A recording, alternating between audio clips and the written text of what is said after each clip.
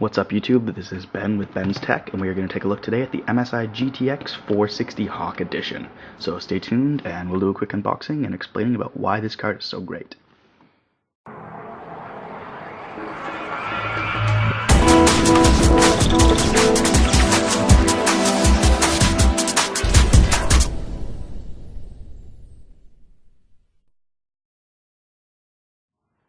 Alright, so welcome back. So, GTX460, there's been a lot of hype about it on the market right now.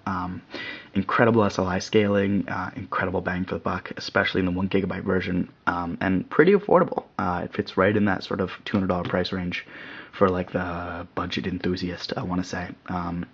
Anyway, so the Hawk Edition, what makes this special? So first of all, MSI military class components. So super ferrite chokes, solid high capacitors, all the good things you want in your card. Really, generally good stuff. It also has triple overvoltage, so this is the first card to ever support this. So what this means is not only can you overvolt, or undervolt I guess, the GPU, which you can on a lot of sort of enthusiast level video cards, but you can also mess with the voltages on the memory and the auxiliary PLL, so that's pretty amazing.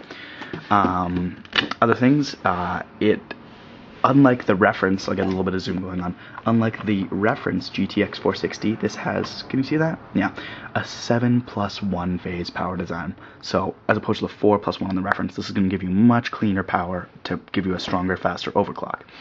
They're actually claiming overclocks of up to 1,000 megahertz or 1 gigahertz, which is pretty huge. Yeah, so the last thing that you should be aware of when you're buying the Hawk Edition card, and frankly, in my opinion, the main reason you would buy a Hawk Edition card is the cooler. MSI's famous twin Frozr cooler. It's really great. I'll get a closer look at that once I get out of the box. They claim here 18 degrees cooler and 8 decibels quieter than the stock. So pretty great numbers coming out of it. Anyway, so let's get it open. So it comes in a pretty big, pretty blue box. It's pretty heavy. I don't know. Not much to say. It's a nice looking box. Let's see what's inside. Okay, so we have the card itself is under this little plastic cover. We have 1, 2 of these Molex to 6-pin PCI, because it does take 2 6-pin PCI power adapters. That being said, guys, if you're using a power supply that doesn't have PCI Express ports, that should really be what you should be buying first over a high-end graphics card. You can get a good little Seasonic or Corsair, or I don't know. I'm a little particular on the brands of power supplies I use, but you can get a basic good little power supply for $60 that'll really feed your computer the way it should be. And I mean, it's probably your best investment. You get 3 of these little voltage checkpoints. So what this is going to do is the card has these voltage read points on it. Basically, you can plug them into one end and then plug your multimeter into it, and that gives you a direct voltage actually on the card, so you don't have to trust some software-based solution, which can be wrong with what voltages your card is running at. So again, 99% of the population won't use these, but if you're into that really serious overclocking, that's going to be helpful for you. So I guess drivers are underneath, hopefully? Yes, okay, so we have it looks like VGA to a DVI adapter, so I guess if you're still using a really old monitor, or, a basic monitor, I guess I shouldn't be so judgmental, and then a mini HDMI to regular HDMI plug, because who has a mini HDMI TV? No one. So I'm glad they included that. You also get a quick start guide, and it looks like maybe an MSI, is it a longer manual, maybe you get a product catalog or something, and you get this, which is the drivers and Afterburner. So I haven't talked about Afterburner before. It's a really awesome overclocking software utility. It's actually used, MSI publishes it, but you can use it with any brand of motherboard, any brand of graphics card. You can use it with any ATI or NVIDIA graphics card you have, and it's, in my opinion, the best tool on the market right now for overclocking. Anyway, you can get it from their website, but they include a version there, and you should get it from their website. You want the latest version.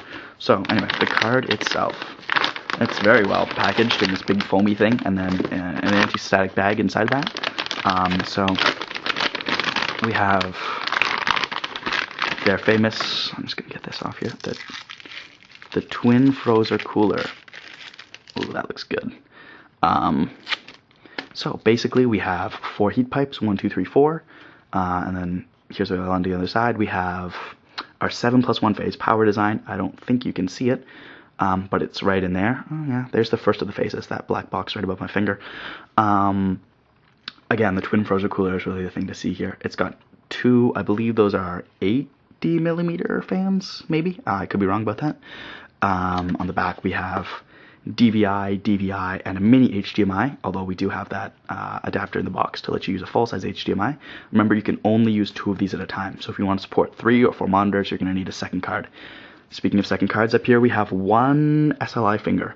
So what that means is that you can only run this card in 2-way SLI. It does not support 3 or 4-way SLI. None of the GTX460s do. And my camera died, so yay. Anyway, before I finish off, I believe I was talking about the SLI finger was the last thing I got. Anyway, it'll only support 2-way SLI, not 3 or 4. All the GTX460s are like that. Anyway, last note on the GTX460 before I go. So, in regards to SLI, this card has shown to have amazing SLI scaling. Most cards, when you have 2 of them, you get about the same performance as 1.5, roughly. You know, it changes from card to card, but say 50% SLI scaling. This card, above 90 easily. Most benchmarks I've seen have it at 96, 97% SLI scaling.